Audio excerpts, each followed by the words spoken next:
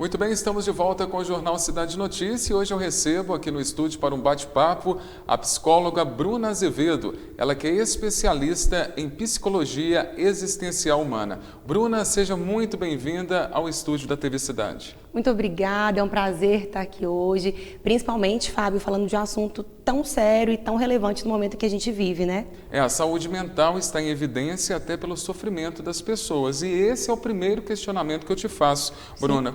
Com a pandemia, né, que já dura mais de 1 ano e meio, Sim. As pessoas adoeceram mais mentalmente? Com certeza, e eu digo isso até dentro de um recorte do consultório, que é a minha prática clínica, mas como não adoecer, né, Fábio, diante de um rompimento tão acentuado. Nós, de uma cultura muito calorosa, do afeto, das relações, de repente se vê numa condição de estar reclusa dentro de casa. E essa casa, ela representa muitas coisas, porque eu tenho ali questões mal resolvidas no meu casamento, eu tenho uma relação com a mãe, com o pai que não está bem resolvida, eu tenho conflitos que às vezes eu evitava de lidar com eles e compensava isso onde? Na rua, né? No contexto de uma forma geral. E aí eu, dentro de casa, eu sou convidada a reviver e ter que dar conta desse dilema. Consequentemente, o que a gente percebe? Um adoecimento mental. Um adoecimento vindo da ordem da ansiedade, do pânico, que em um maior número apareceu nessa pandemia. Você comentou sobre a ansiedade, sobre o pânico. Quem está nos acompanhando? Muitas pessoas têm reclamado, né? A gente que tem muitos amigos, com relação à ansiedade, o pânico. Quais seriam esses sintomas, né, para alertar que está fora de controle, que a pessoa precisa de uma ajuda? Sim. Primeiro a gente tem que diferenciar a ansiedade, como toda ansiedade é algo da ordem do adoecimento. Não é normal e até natural ter a ansiedade. A questão é quando isso se manifesta no corpo. A questão é quando a gente já não consegue mais dar conta de lidar com a ansiedade e isso começa a trazer prejuízos para a nossa vida, em todas as esferas. Então é muito clássico quando a gente vê ali uma alteração no comportamento, no sono, na alimentação, aquele comportamento exacerbado, de querer fazer tudo ao mesmo tempo. São sintomas que a gente percebe com muita clareza hoje que retratam um quadro de ansiedade, sim.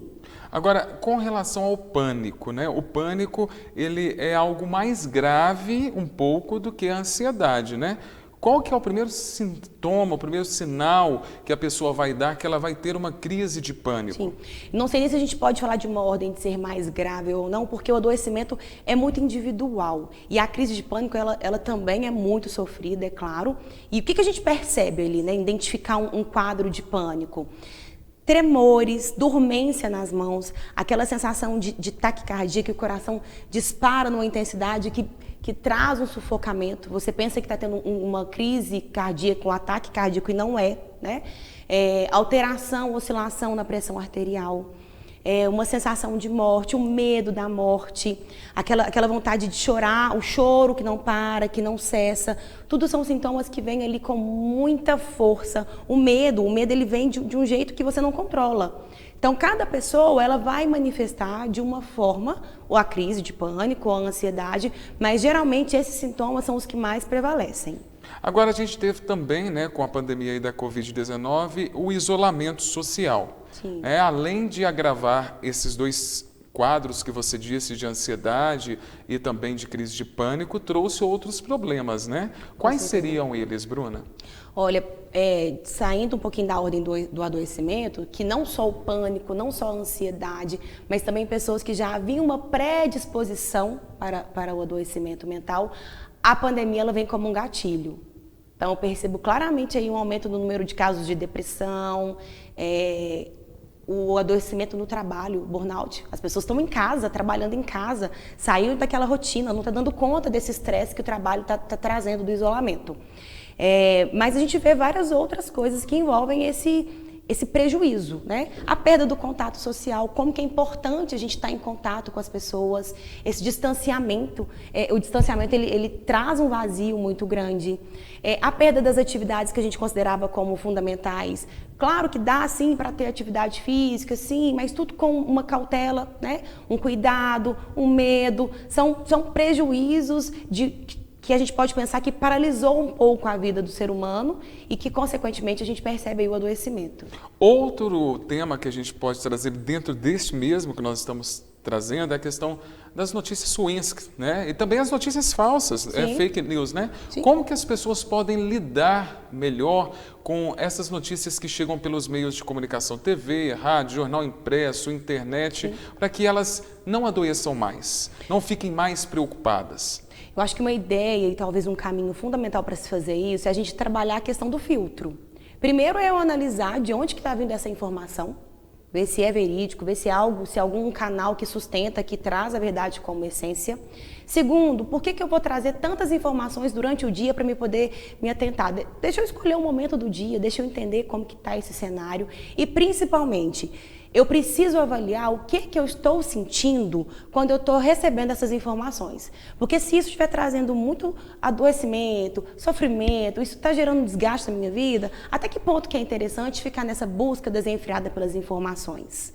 Então é necessário trabalhar com filtro. O que eu estou ouvindo, o que eu preciso ouvir, qual informação que eu estou padecendo, fazer essa avaliação antes de ir buscar todos os meios de informações. Agora, para a gente encerrar o nosso bate-papo, Bruno, eu gostaria que você deixasse dicas, né, para os nossos telespectadores, para os ouvintes também que estão nos acompanhando pela Rádio Cidade.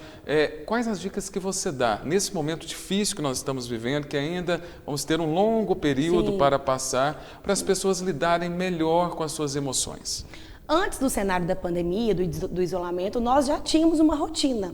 E essa rotina ela não pode se perder, a rotina ela é importante. Então, manter ali a prática do exercício físico, que seja em casa, a leitura, ouvir uma boa música, estar em um relacionamento, se propõe a fazer uma comidinha em casa, um jantar, criar situações e ferramentas e estratégias que possam propiciar o bem-estar. Tentar manter uma rotina, tentar fazer aquilo que se gostava, descobrir novos gostos, desenvolver novas habilidades, pensar quais são as possibilidades que esse isolamento nos trouxe. É uma forma de ajudar, assim, a passar por esse momento tão complicado. Então fica aí as dicas da psicóloga Bruna Azevedo e qualquer coisa que você notar que está fora de controle, procure, né, doutora, Sim. ajuda profissional, não é isso? Claro, exatamente. Procure um psicólogo, um psiquiatra, um médico, mas busque ajuda. Muito obrigado pela sua participação e te aguardo mais vezes Eu que aqui no agradeço Jornal. à disposição. Muito obrigada.